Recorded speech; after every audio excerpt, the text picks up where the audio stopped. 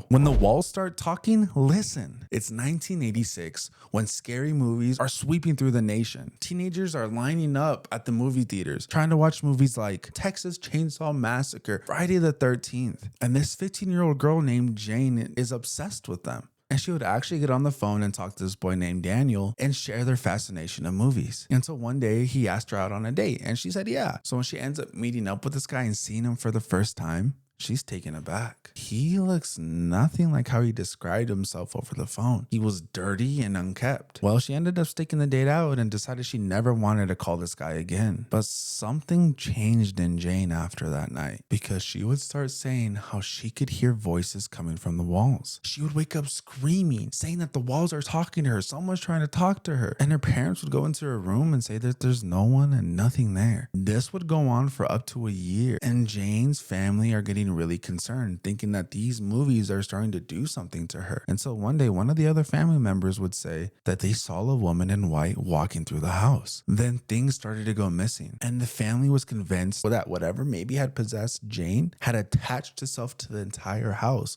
and that they were haunted. Jane would scream in the middle of the night, pointing to her closet. Her dad goes and opens up the closet door to see someone, hatchet in hand, blood on their face, staring right back at him. He slams the door, grabs his family, and sprints out the house, immediately calling 911. Police would arrive and handcuff Daniel, the same boy that she had went on a date with almost a year ago. Come to find out, when Jane had been ignoring his calls, he became obsessed with her and stalked her until the moment that her family would leave the house with the door unlocked, and he would sneak in and live in the walls for almost a year, stealing their clothes and food and other things like that. As far as like the blood on his face had actually been ketchup and mayo. And this would only be the beginning of Daniel LaPlante's story. If you want more about it, let's get this video to at least 50 likes.